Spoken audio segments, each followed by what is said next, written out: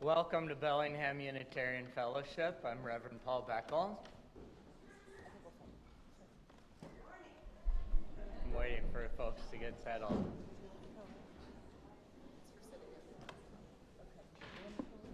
There's space back here next to Jamie. I guess there's not a lot of space. There's a couple of seats over by Anne. This is seat next to Cindy there. All right. I know I made your life difficult there. Thanks for adapting. It is good to be together today for our annual Flower Communion celebration. I say celebration, and it is that, but within that word today, we recognize the all of it. We call attention to the sacred and the inescapable fullness of beauty and transience, wonder and grief, absorbing and letting go. Beauty and transience, wonder and grief, absorbing and letting go. Before we continue, just a couple of short announcements. We're going to be here for only maybe half an hour, 45 minutes at the most, and then we're going to take our creation down to Whatcom Creek, which is a quarter mile down DuPont. And if you need to drive, there's plenty of parking space in the post office, which is just over the bridge.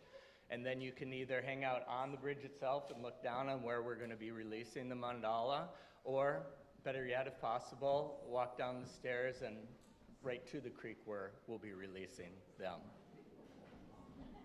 That's just great. No, Karsten, that is fine. Aubrey, we love you with flowers and without. There still will be coffee hour for those of you who don't go down, and for those of you when you come back as well. Because we hope you will come back for the George Floyd Memorial event, which is going to be held in Fouts Park, just a block that way, at noon. Now, in between, no, that's not in between. Yes, somewhere in there, maybe after you come back, before you go to the George Floyd event, you can vote on chairs. There's 3 chairs out there in the entryway, and we're considering buying 25 to 30 of them. First, we want your ranked choice votes on them. When you look at them, know that the material is immaterial. It's going to be very Buddhist today. The material is immaterial. We'll select a color, and probably none of those, and fabric. And as far as arms, the proposal is that a third of them will have arms. So don't pay attention to whether or not they have arms. Whatever we buy, we'll have about a third of them, at least for the proposal with arms. Next Saturday, please join Buffsters as we celebrate and cheer on Whatcom County Youth Pride. We have block number 22 near Bellingham Public Library. We will be gathering around 10 a.m. Parade begins at 10:45. Bring chairs, and we have signs and posters. Exact address in Buff News this week. And I'll leave this here because you may not have remembered all the details. Or could you post this on the bulletin board afterward? There's a bulletin board right outside. Okay. And now let's light our chalice. Hello, I'm Nancy Braun. This is Michael Royce doing our chalice lighting. As we light our chalice today, may we remember our universal kinship. Remember that we are one with each other and all of humanity, one with the earth, one with the mystery, interdependent, transient, and beautiful. Please join me in the reading of the covenant. Love is the spirit of this fellowship, and service gives it life. Celebrating our diversity and joined by a quest for truth, we work for peace and honor all creation. This is our covenant. We'll be singing together number 78, Color and Fragrance. So hang on, Melanie, just a second. I want to make sure people know that for those of you behind me, if you like, there's words there. Or the words are also in the gray hymnal, number 78. So please stand with me. Number 78.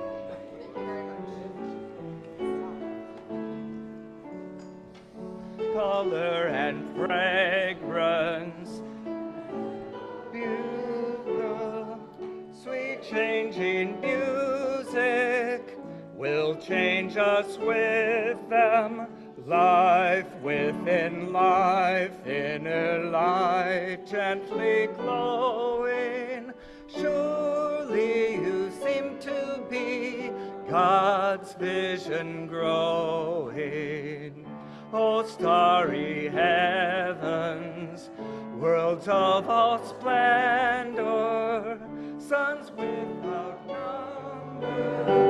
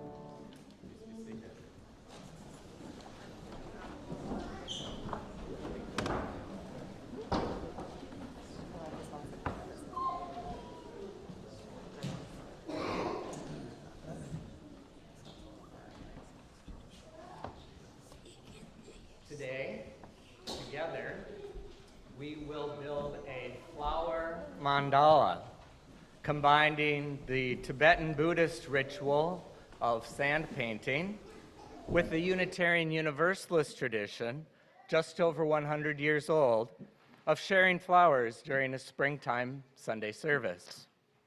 Both ceremonies can be used to call attention to the wisdom represented within the flower's perpetual cycles of sprout, blossom, and decay, which mirrors so many interwoven cycles of our lives, large and small, within and beyond us.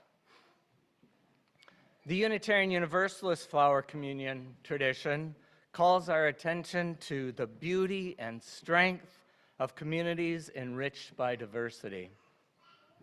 The mandala is used by Buddhists to represent the intricacies of the cosmic order, to contemplate any of the infinite manifestations of circles and squares within the cosmos, or in our vain attempts to recreate mandalas as human beings, no matter how awesome they may be, and some of them are awesome, take weeks, I don't know, maybe months to create. But no matter, to contemplate any of these infinite manifestations of cosmos or mandala is to lose ourselves in the simplicity and complexity inseparable simplicity and complexity, which are inseparable. The same geometry is used in Buddhist architecture to elicit awe, gratitude, and belonging. The practice of constructing a temporary mandala collaboratively, arranging colored sand grain by grain, only to sweep it up and drop it in the nearest body of water, reminds us that our every moment might be appreciated for its own fullness and delicacy. As each grain of pain, love, insight, and delight pass. Just as the ancient Greek philosopher taught, there is nothing constant but change. Just as the Jewish sage advised, our efforts are like chasing after wind. And yet we can experience each momentary act of love, however temporary, as a true and invaluable act of love, nonetheless. Magnificent, resplendent, transcendent. So I'm going to invite you now, all ages, to create and observe. Like the monks in that image, this is not for an individual alone. It's a dynamic process. It's for young and old. There's no right way to design a mandala, although Buddhist monks may spend a very long time and design it beforehand. We're not going to do that this time.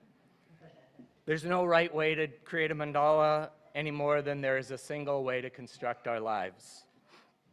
We might place a stem in one place, and then our fellow artists will see possibility within the ever-rearranging flow, and then so will the next artist, and so the next. So I invite you to come around and take your time, see both the big picture, and notice every piece as well. Please come together, all together at the same time.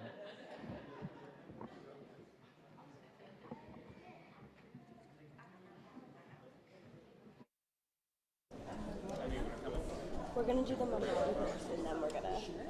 It's actually today.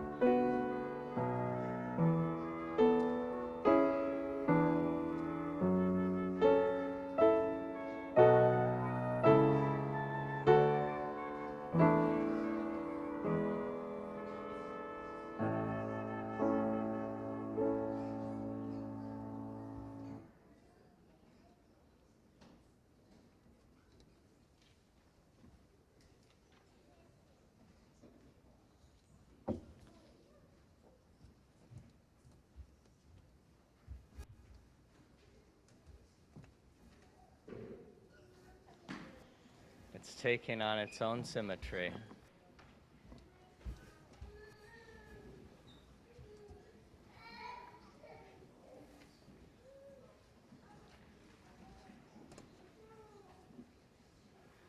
Thank all you little guys for helping. And all ages are welcome to stay here. As I said, it's going to be relatively short after this. I am going to get a little preachy, but there are activities. We're not planning to sing you up, but any of those who want to wander off, not wander, there are teachers who will take you up to the classrooms as needed. As needed, you just let them know.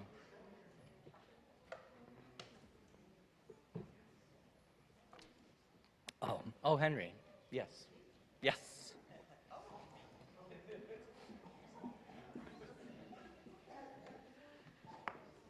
Good morning. Good morning. Is that good? Okay. So, my name's Henry Ohana, and this past week was Harvey Milk's birthday, so I wanted to talk a little bit about him. Amazingly enough, he would have been 94. Anyhow, next Saturday, as Doug mentioned, is the Youth Pride Parade. So when I came out, there wasn't a Youth Pride Parade, but there was a Gay Freedom Day march. It was 1978. It was San Francisco, and Harvey Milk had just been elected to the Board of Supervisors as just 9 months before as the first publicly out gay person to elected office. On the ballot that year in California, there was an initiative called the Briggs Initiative, and it would have prohibited gay people from teaching, also their allies. So it was the era of Anita Bryant, who was being very successful, moving through the country, passing gay discriminatory laws, and it was a very discouraging time. We actually thought it was going to pass.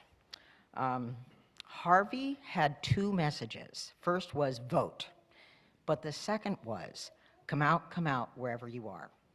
And his message is we had to come out. We had to come out to our family, to our friends, to our coworkers, our landlords, where we shopped throughout our lives. We needed to be coming out.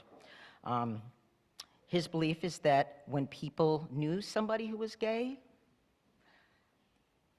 cared about somebody who was gay, maybe even loved somebody who was gay, that attitudes would change. It was a very heady message. It's hard to remember now just how different it was in 1978. But homosexuality was not part of the public conversation. If it was talked about at all, it tended to be talked about in hushed tones. I mean, remember, this is just after Betty Ford revealed publicly that she had breast cancer, and we were just starting to say those words. So, although I was only 16, I was inspired by Harvey's message. And so, being the rebel that I am, I lied about my age and registered to vote.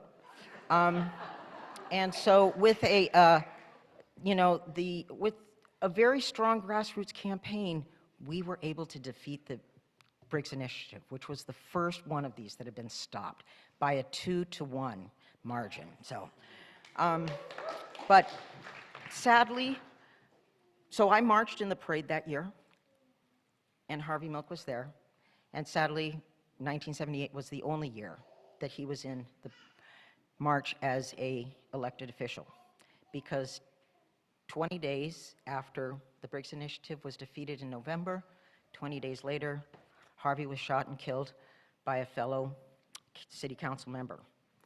However, even in his death, he continues to inspire people.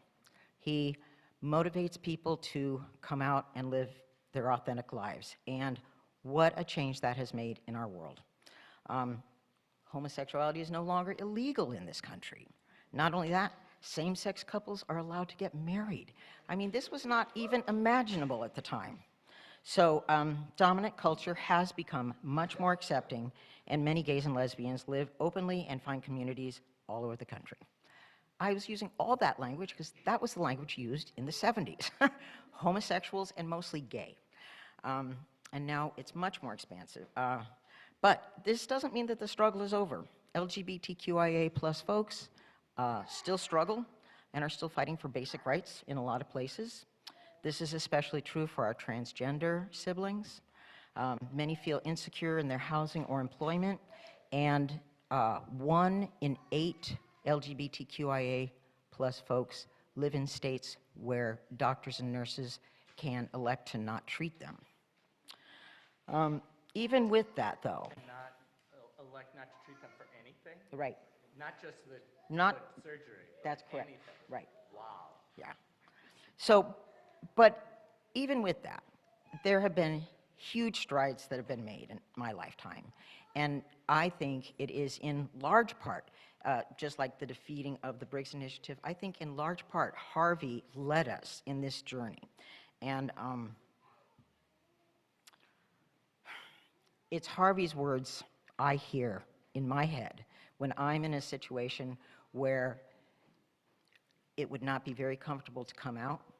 I come out anyhow because I know that when you know somebody who is LGBTQIA+, and realize they're just a human being like you, that is where hearts and minds change, and it has changed a lot. And Harvey was my hero. Thank you.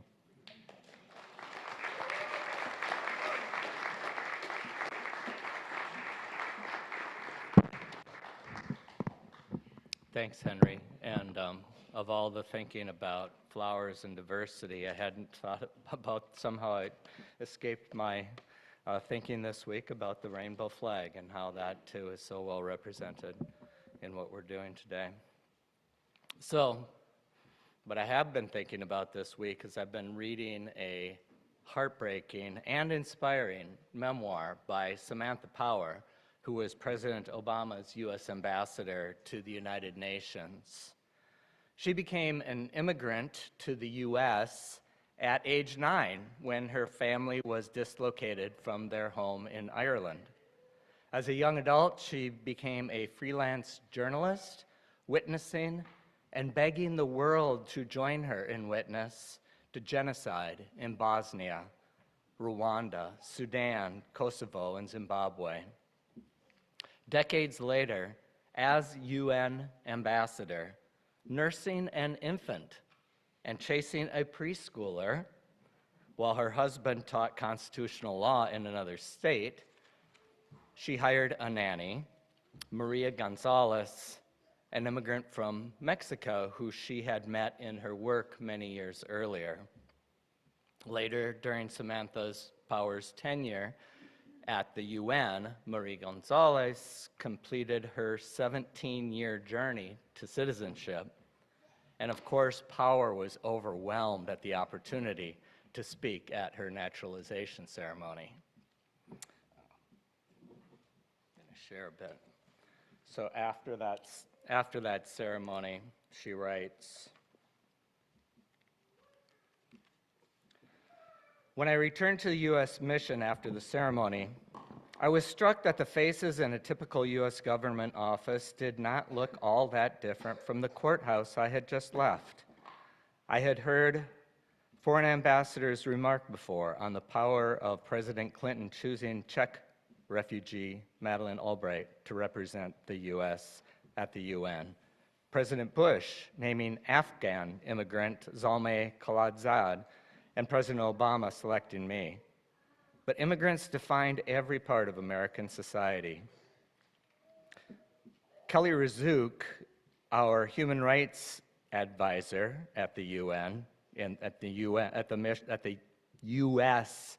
office at the UN, she was daughter of a Lebanese man who had escaped his country's civil war as a 19-year-old, carrying with him just 2 pairs of pants.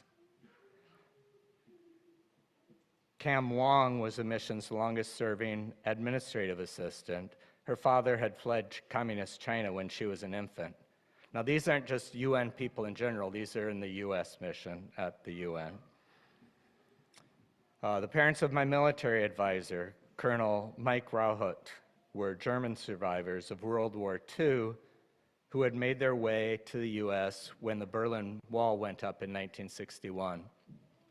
By coincidence, their son had been stationed in Berlin when East and West Germany were reunified in 1990. And on the day of the reunification, he had walked through the Brandenburg Gate with his mother. It hadn't occurred to me till reading that, 1961, with the Berlin Wall going up, and it's only 29 years later. It seemed like forever, because it was all of my life. That was only 29 years later that Germany was reunified. Wael Al-Zayat, one of my Middle East advisors, had immigrated with his family to the U.S. from Syria when he was a teenager.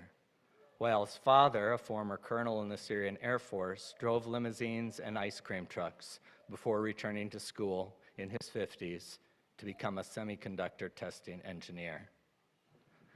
Maher Bitar, my deputy in Washington, was the son of a Palestinian father and Egyptian mother who had met in Beirut before being displaced by Lebanon's civil war. Maher spoke Arabic, French, and German and had gotten a law degree at Georgetown by taking night classes while serving as an aide to Middle East peace negotiators.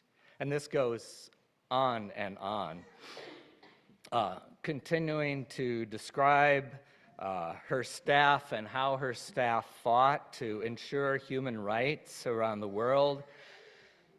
At the same time, a presidential candidate was vilifying Mexican immigrants and vowing to exclude Muslims from the country and mocked shithole countries in Africa. And in the meantime, she writes about the lifeless body of Alan Kurdi, a 2-year-old Syrian boy in a red t-shirt and tiny Velcro shoes, photographed after he washed up on a Turkish shore. The image ran on the front page of newspapers all over the world. And yet, in all her work, she's wondering, are people paying attention? Just one last thing. Also, in the meantime, while pursuing relief for refugees and visiting some refugees who had been taken in by Germany, she writes, I was introduced to an extraordinary Syrian Kurd from Aleppo named Nujeen Mustafa. Nujeen, who was 17 years old, had cerebral palsy and needed a wheelchair to get around. Unable to attend school before the war, she had educated herself and become fluent in English from watching American television like Days of Our Lives. In 2014, she and her family had fled Syria, and Eugene began a 3,500-mile wheelchair journey, traversing Turkey, Greece, Macedonia, Serbia, Hungary, Croatia, Slovenia, and Austria before arriving in Germany. Her older sister, Nizreen, had stayed by her side, helping push her wheelchair during this 16-month trek. So, yeah. So we could go on at length, and we would do well to do so, about both our moral imperatives and our country's national security interests to continue to pursue safety and human rights for all people in all parts of the globe. But in this moment, I invite you to stop and allow to just flow into your hearts the divine which is manifest in beauty. Some religious traditions invoke hundreds of names for God, acknowledging that there are no words. And of course, each of these names can be translated in countless ways. But I invite you in this moment to know the divine simply as beauty in all its transience, the all of it. the beauty which is transience, which is colors, which is humanity, which is nature, which is our unity.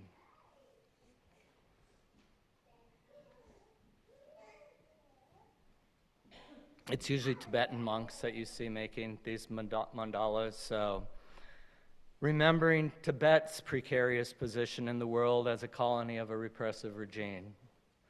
Remembering Reverends Norbert and Maya Chapik, Unitarians who instituted the Flower Communion at the Unitarian Church of Prague before Norbert was killed in a fascist concentration camp. Remembering the power of art and nature and solidarity and dignity. May we let go now of things we brought with us that we no longer need. Dreams that did not come true, and those that did come true but are now behind us. Let go of some abilities as we age, and illusions as we grow in self-awareness. Let go of resentments, grudges, expectations, maybe even expectations about where we're going to sit on a Sunday morning. Because life stirs us up, blending all the colors. And now I'm going to invite you to sing. Again, the song is going to be behind us, and even though a couple of verses are in the hymnal, I've rewritten a couple of them on theme. So Jeff, let's go through the two middle verses so people can get a sense of the rhythms. Why don't you stand and... So let's go to verse 2. Yes, the Laktamish, Slavic, Maori, Rohingya, and Gazan.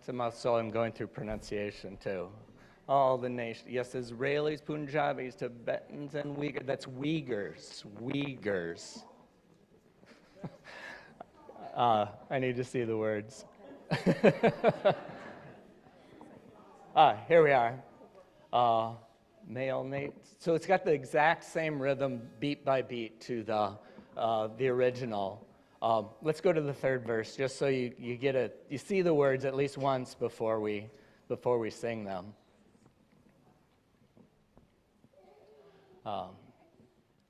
Africans, Euros, and Native Latinos and Asians.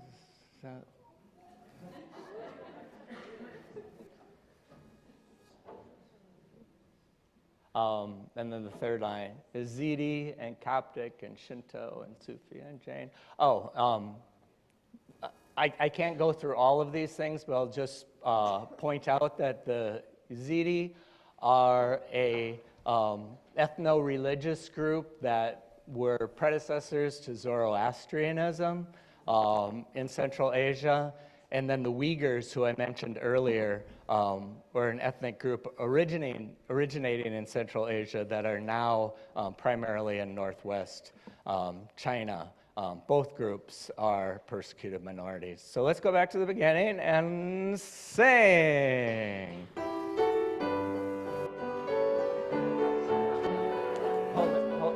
Wait, Melanie, let's wait, because... No, let's wait till everybody can see them.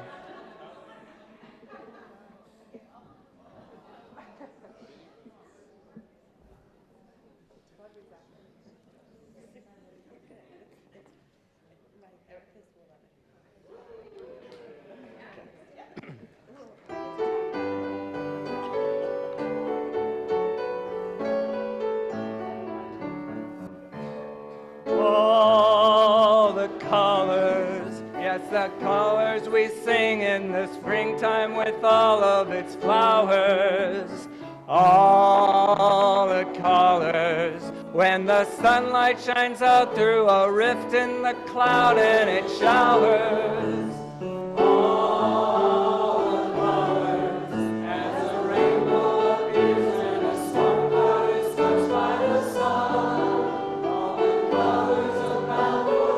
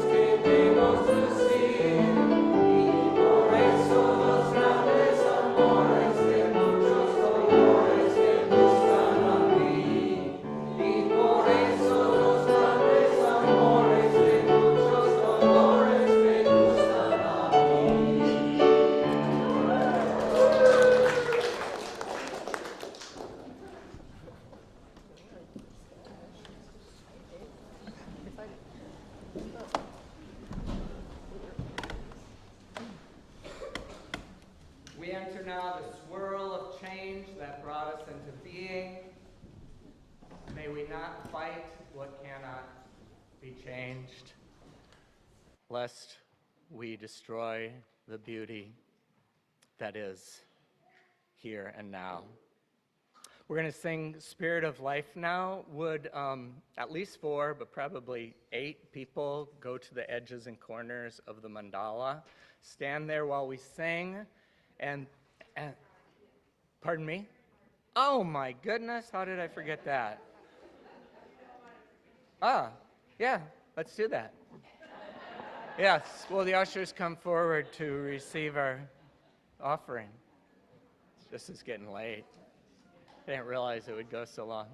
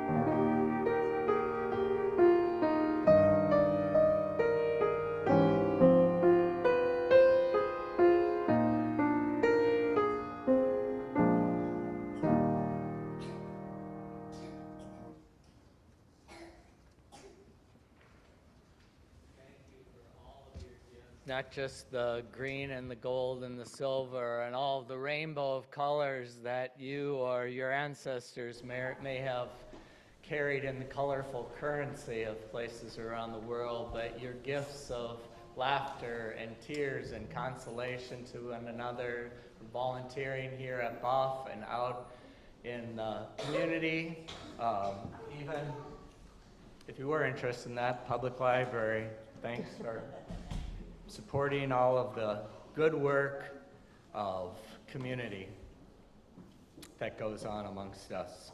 So now I invite 8 people go around the corners and sides.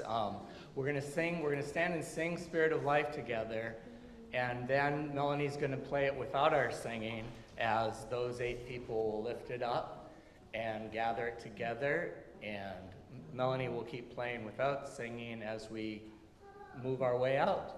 And I still think we have plenty of time to get down there, release, and get back to the park for the George Floyd Memorial. So, helpers, don't be shy. Any size.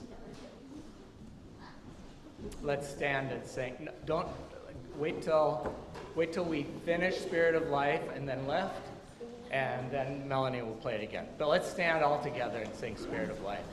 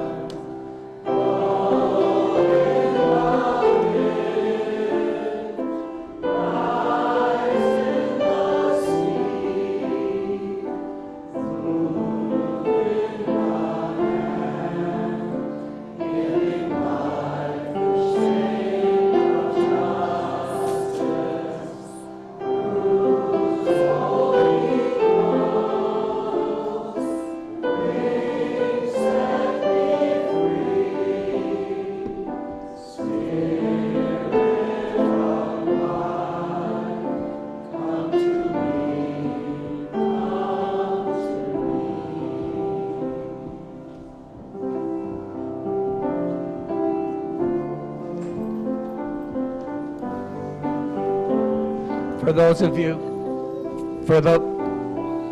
those of you on Zoom, the walk down to the creek is going to be on Zoom, as will the dropping of the flowers into the creek, and then following the flowers as they wash away. So stay with us on Zoom. Thanks.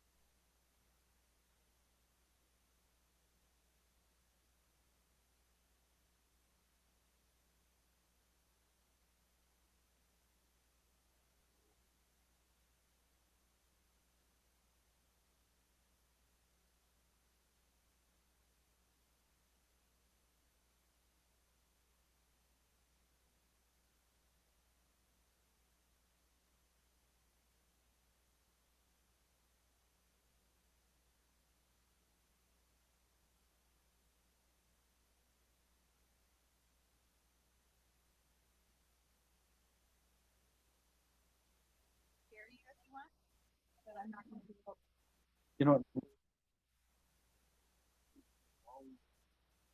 Hi there, Richard, Lee, Gerald, listener. Thanks for being with us. Thanks for staying. We're gonna walk down to the creek and watch the flowers go.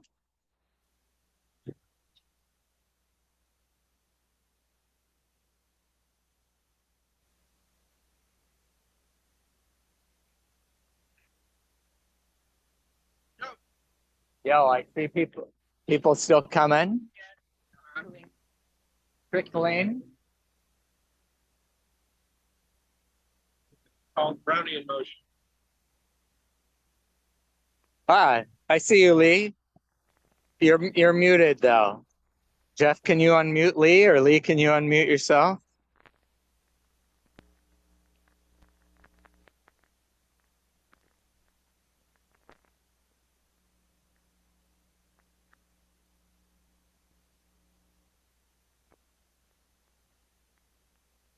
I don't know if I'm being heard or if okay, great. Yep. Um, can you speak up? Because I can't hear you, but that might be my own technology. Well,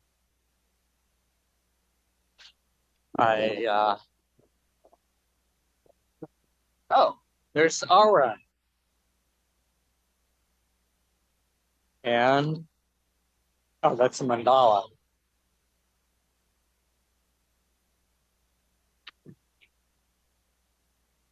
Ah, the procession is waiting for us up there.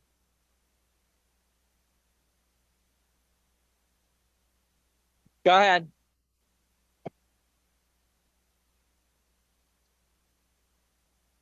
Here.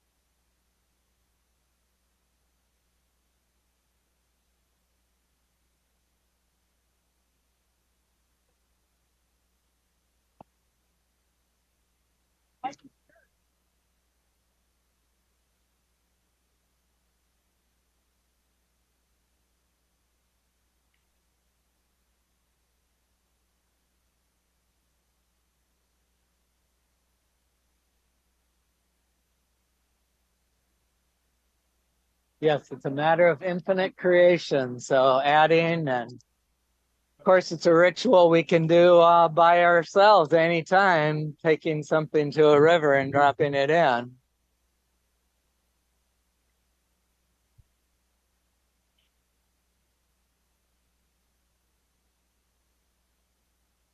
I hope somebody's got the flowers up there. Hey, Rod, does somebody have the flowers up there? Okay. I don't see them really. Well, I'm gonna sacrifice 3 chairs to the river. So you're gonna say sacrifice the minister. Hopefully, you won't have to go down and start Well, shoveling the flowers this year. it's usually, I think we've always done at the end of June. And so I'm wondering if at the end of May, there'll be more water. Well, it's been coming down, so I would imagine yes. And when we've done at the end of June, always, for almost 30 years now, it has been sunny. That's what Dory said. I thought we had done it in the rain, but I don't think that's. I think this is one of the first inclement weather that we've had. Well, I might be exaggerating. I have sometimes try to make happy memories. You know what? I've said this many times. I've got to get Henry in front of the Yes, I've invited him to be on the Celebrant chain, but so far no go. But it's in the He's back good. of his mind. Very. Very relaxed and he, I'm too fast.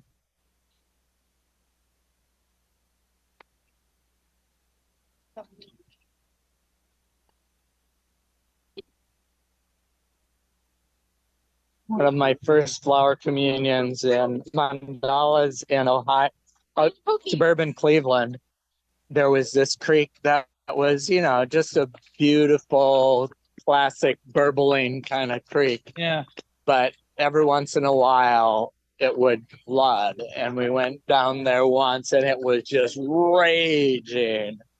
And I couldn't even get down to the bank, and I kind of slipped and got up to my thighs. But it was really fun. So I went many 5 decades ago. I had a girlfriend from Shaker Heights, or no, Chagrin Falls. You ever heard of Chagrin Oh yeah, Falls? it was there. Yeah, so I was in the Southwest, but Chagrin is in the Northeast, I think. I think it's a nice rich economy. Yeah. At least she was. Well, 4 decades ago, I had a girlfriend from Shaker Heights. Oh, is that right? It's not. Shaker is a little bit is closer to town. Chagrin is more out toward the woods. They're both beautiful. oh, they have woods in Ohio. Oh yeah. So did you live in Shaker then at the time? No. At college at Antioch. Okay. Where were you? At Antioch College in Southern Ohio. Oh. It was near big town. Well, I don't think I told you that when we went to Ripon last summer. They have a brand new $30 million stadium, Wow. and the school itself is falling apart. There's less than 20,000 people there, right? Yeah, and when I was there, I mean, in the school. well, at the school, it's 890. Oh, yeah, I thought it was a small school, but when you said a $30 million stadium, I thought, oh, maybe it's larger than it used to be. No, but the number one major is exercise science, Oh, okay. and the history department used to have 7 FTEs, and now it's got 2.5. Oh. It's just Oh, the world is upside down now. oh yeah. With your interest in history, you might enjoy the book I was referring to today. Yeah. It's called I never gave the title. It's The Education of an Idealist. But Samantha Power, you might remember that name anyway. Absolutely. Really admire it all. We saw a movie last night at Barclay. I would commend it to you. It's called Sight. SIGHT? Yeah, Okay. it's I'm somewhat gonna heart-rending. probably pass up some people. Some people will probably stay up here, although I recommend, if possible, going down. Much better views. Feel free to stay up here if needed, but there's much better views. I love to have people with me at the bottom too.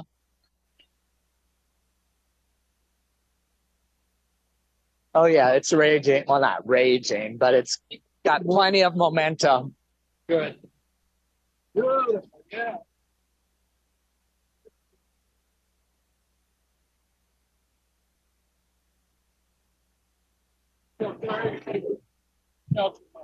Oh, nice. That's beautiful. Could you accompany John back onto the bridge?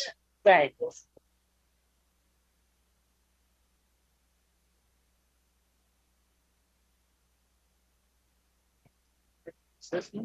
Rod's helping.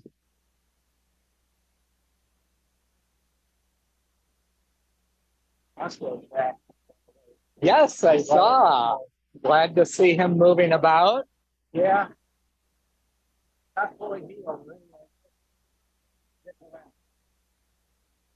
Let's see. So if I turn this around, I should have done that a long time ago. Yeah.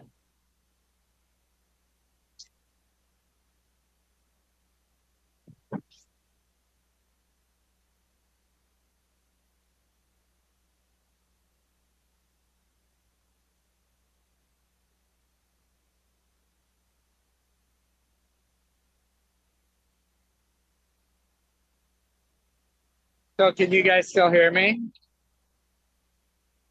Okay. Let's see. Um, could you hold this and film it and not drop it in the water? So try to, as much as you can, get the flowers as they drop in and. Martha? Martha.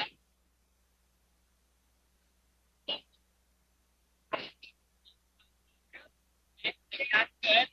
Now,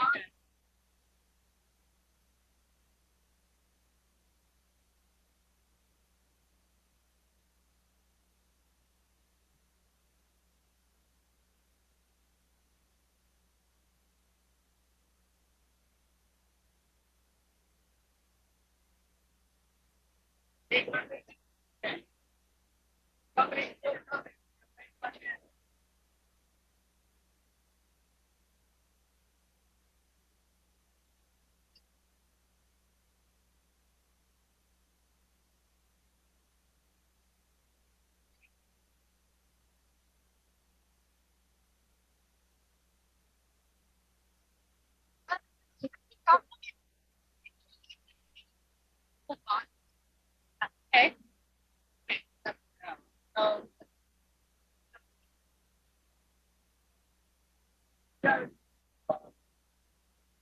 Um, Also, there's a bridge right down there. It's also fun to see them after they've gone a couple 100 feet.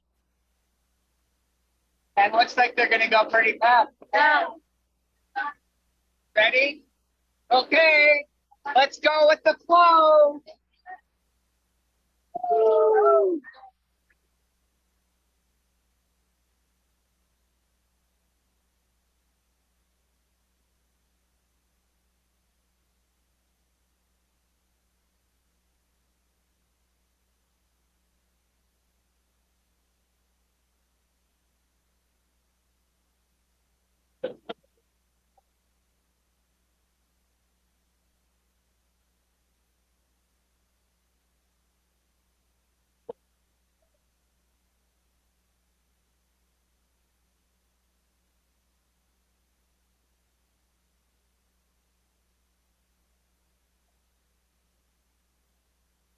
All right. So, I'm going to go down to the bridge and see if there might still be a few in the eddies down there.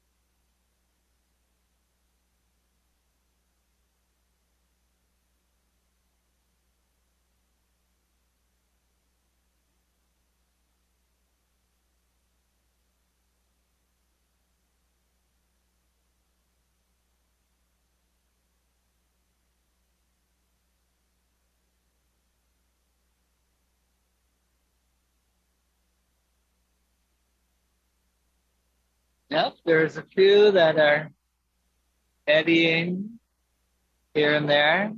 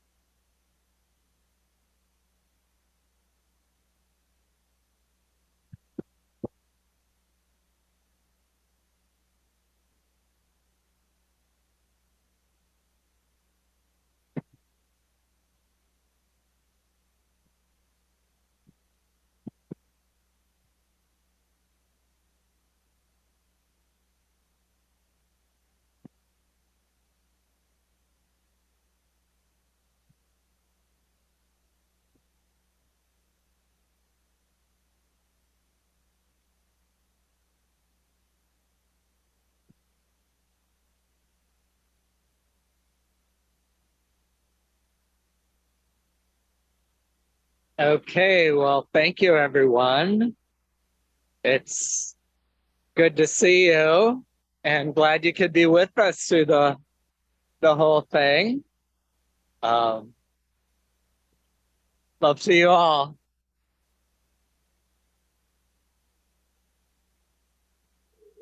Thanks, Paul. Ah, now I can hear you finally. Yeah, Who is that? that's Jeff. I finally Oh, unmuted me. So, all right. oh, okay. All right. Well, I think I might as well sign out.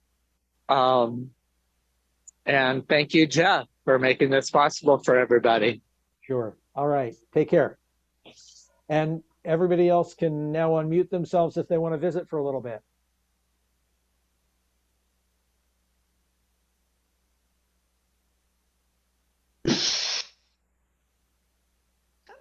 Hi, Aaron. It's just us. Um, it's more fun in person. I